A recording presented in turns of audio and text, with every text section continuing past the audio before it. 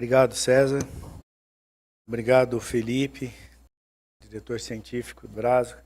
E obrigado, Rogério, presidente da Comissão Nacional de Anticoncepção.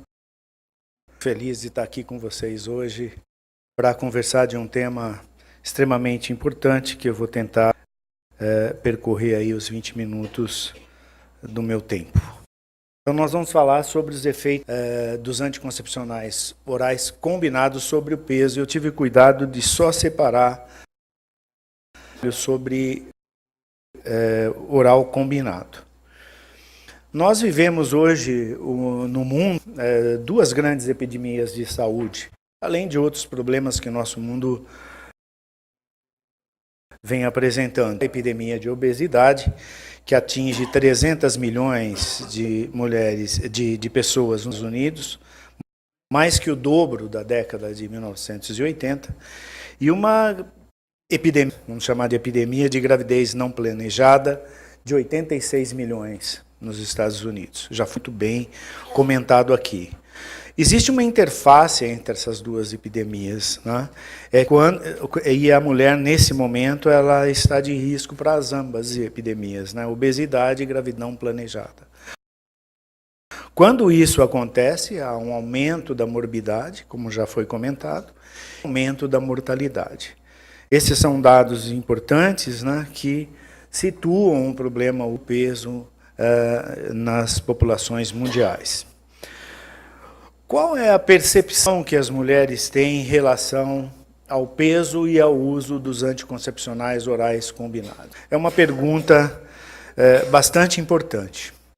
Já na década, no início desse século, esse trabalho mostrou, essa pesquisa em mulheres americanas, que 50% das mulheres que ou iam iniciar ou já eram usuárias de anticoncepcional oral, achavam que o anticoncepcional oral combinado aumentava o peso. E 20% delas, ou seja, uma em 5 mulheres, abandonavam o uso de anticoncepcional porque atribuíam o peso ao uso dele. Dados do Nurse Study e do Profissionais de Saúde, que são dois estudos importantes que foram publicados também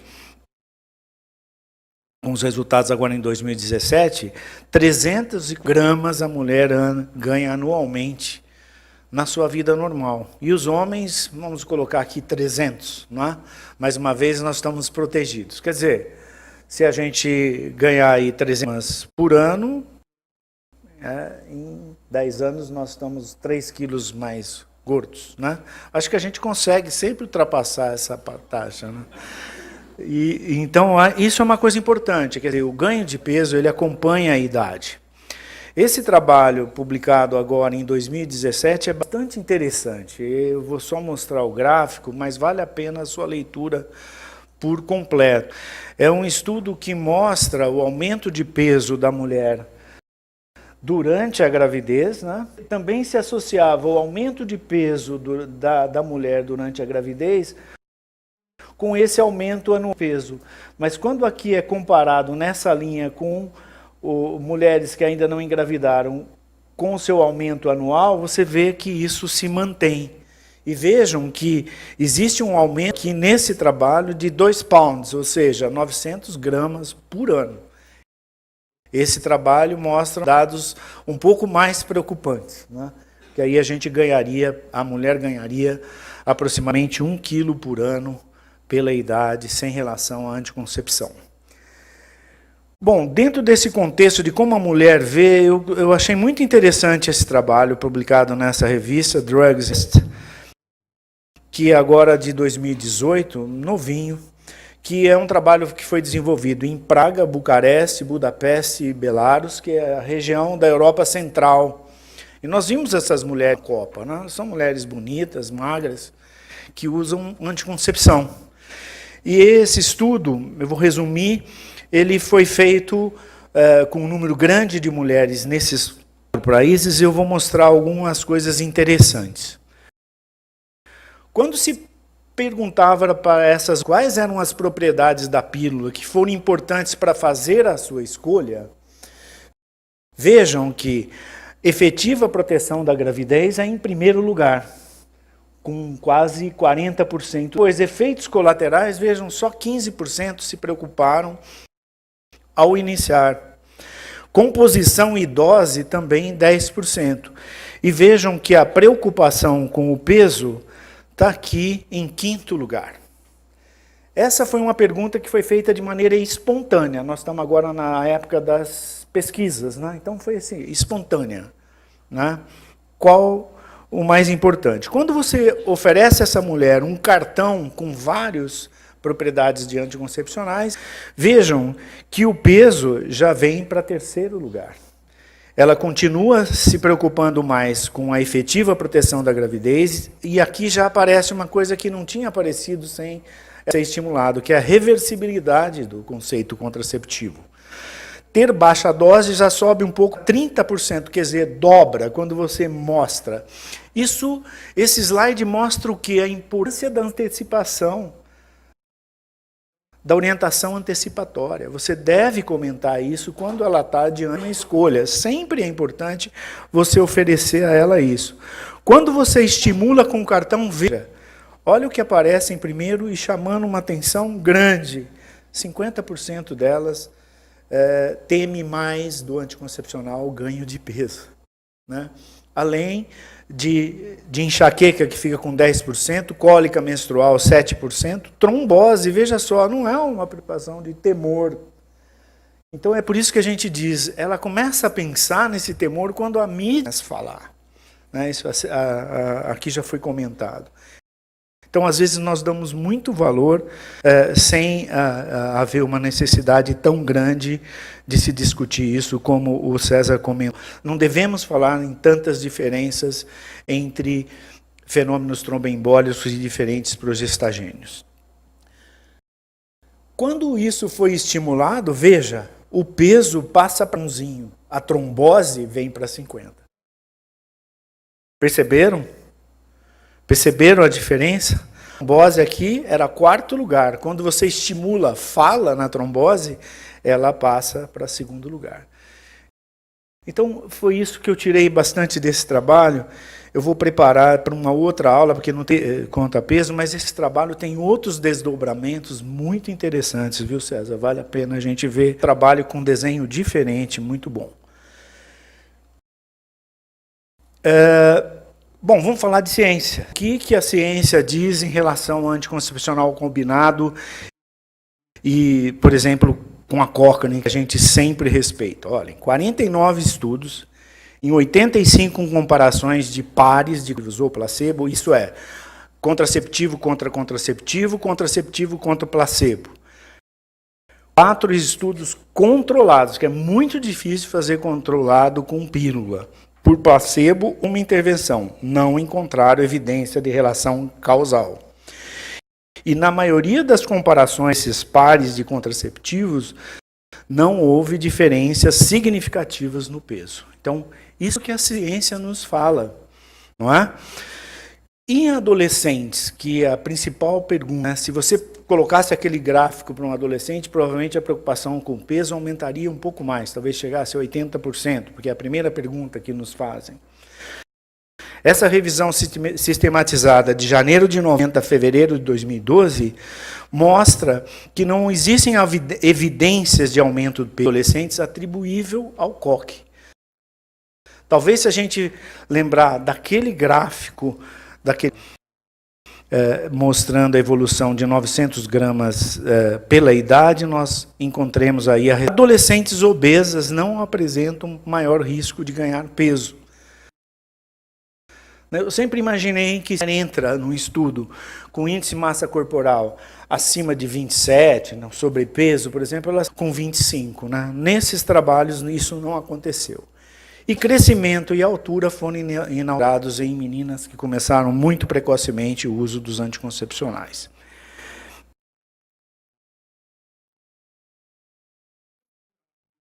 Esse gráfico nós já mostramos muitas vezes, mas eu gosto de mostrar uma coisa dele. Aqui ele está mostrando os métodos de longa ação, sistema intrauterino de levonorgestrel, de cobre, implante, medroxiprogesterona, que hoje já não é considerado na classificação nova como longa ação, comparado com pílula e PET. Veja, as mulheres ganham peso.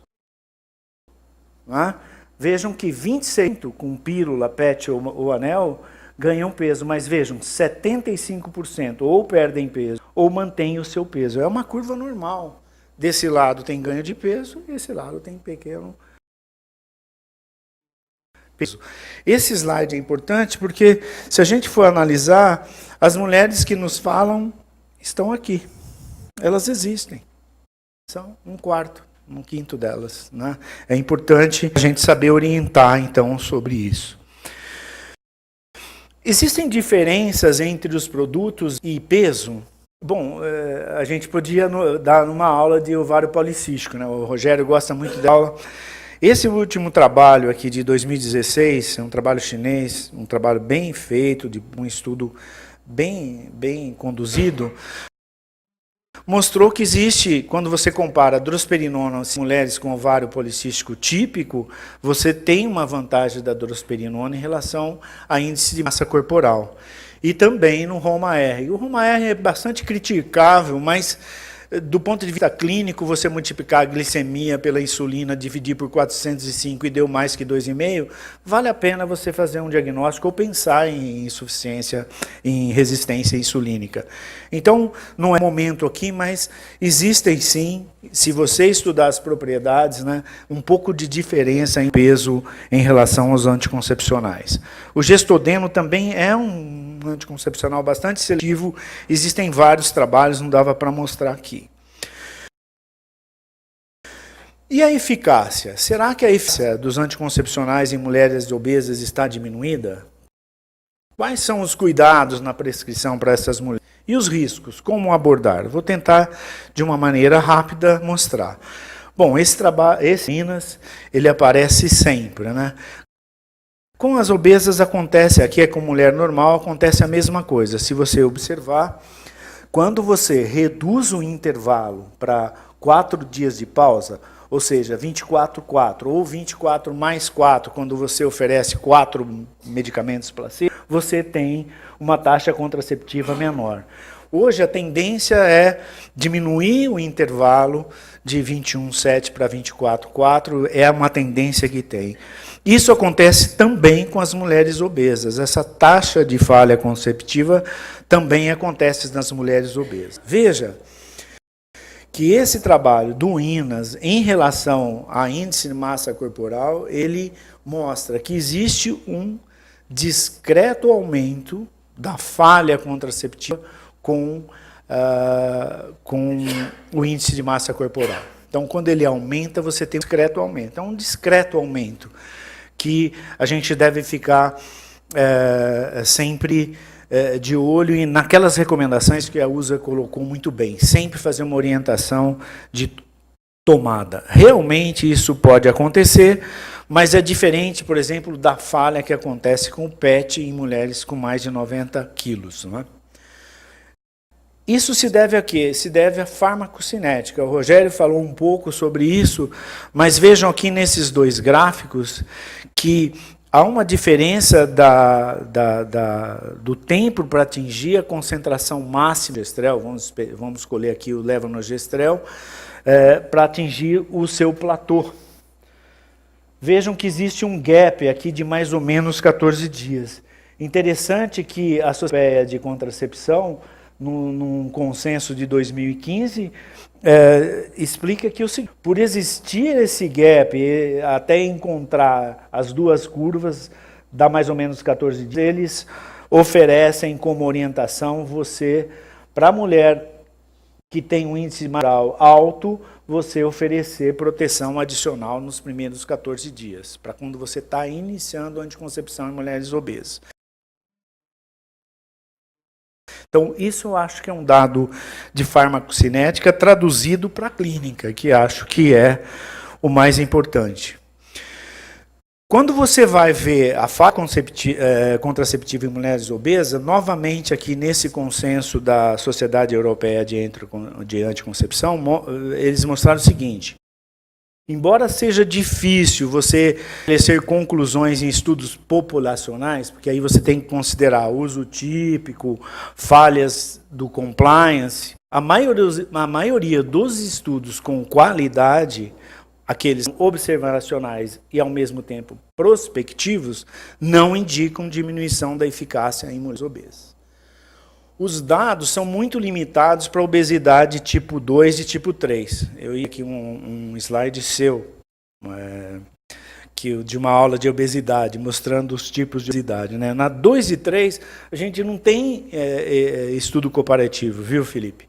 É muito de literatura sem encontrar, porque essas pacientes recebem outro tipo de anticoncepção, provavelmente DIU de cobre ou anticoncepção. Mas existe um aumento, sim, em mulheres com índice de massa corporal acima de 35. Isso é muito mais claro nas mulheres que usam PET cutâneo.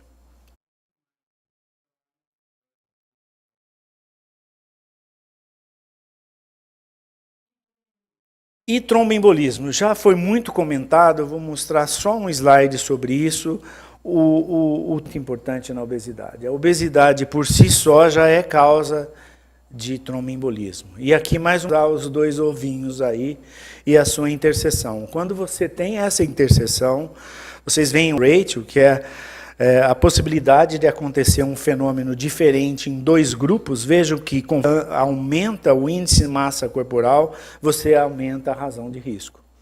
Então, isso é importante. Isso você também aumenta a morbidade, que cresce com o IMC, e a mortalidade. Então, nós precisamos tomar cuidado quando, nos critérios de elegibilidade, as coisas se somam. Você tem para a obesidade, que são muito claros e límpidos.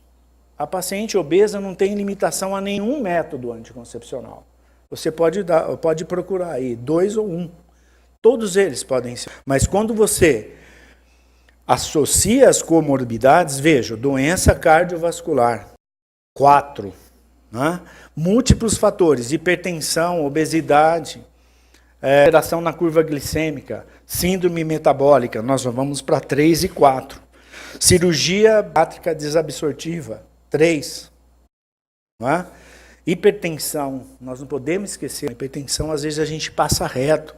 A gente pega uma paciente que inicia com 20 anos, a gente pensa que está diante da mesma paciente, ela depois tem um filho, 2 filhos, ganha 10 quilos, muda critério e você continua na mesma.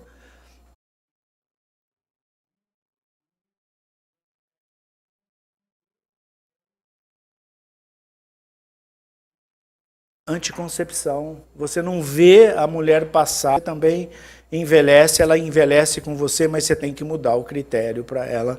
A hipertensão, às vezes, viu, César, a gente esquece dela. E vale a pena dizer que toda mulher que entra num consultório ginecológico, eu acho que não precisa ser só a mulher de 40 anos, ela deve ter aferição da pele em toda a consulta. Mensagens finais. A obesidade não está ao uso dos ICOX. Os riscos associados com os COX e obesidade são menores que o risco de gravidez natural. Se uma mulher obesa engravida, ela tem morbidade e mortalidade. Mulheres e homens, infelizmente, ganham peso durante a sua vida. Né? Isso varia de 400 a 900 gramas por ano, como nós vimos aqui. A obesidade é os riscos de TEV, mas o risco continua sendo bem menor que o risco de TEV na gravidez.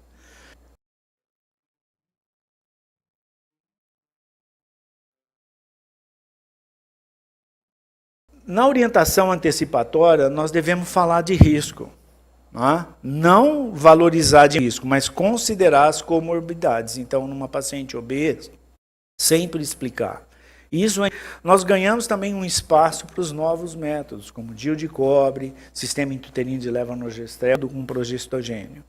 Sempre considerar o risco no contexto da orientação. Né? E sempre desmistificar, nós vimos que nós temos muitos mitos em relação à anticoncepção. Olha, eu poderia falar mais aqui sobre peso. Eu procurei esses trabalhos que são os mais novos, mostrar para vocês. E tem aí um que está mais ou menos na sombra, eu deixei por sombra, que são as relações da testosterona, massa magra e massa gorda.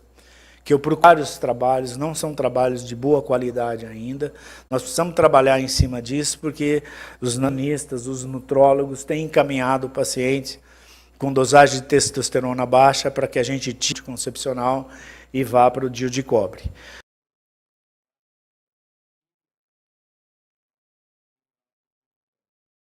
Tudo bem, isso é uma coisa que a gente deve aprender a lidar, um pouco melhor isso para dar uma resposta melhor. Eu não tenho ainda uma resposta definitiva em relação a isso, a gente pode passar nas discussões. Eu queria agradecer imensamente o convite que me foi feito aqui com vocês novamente. Muito obrigado.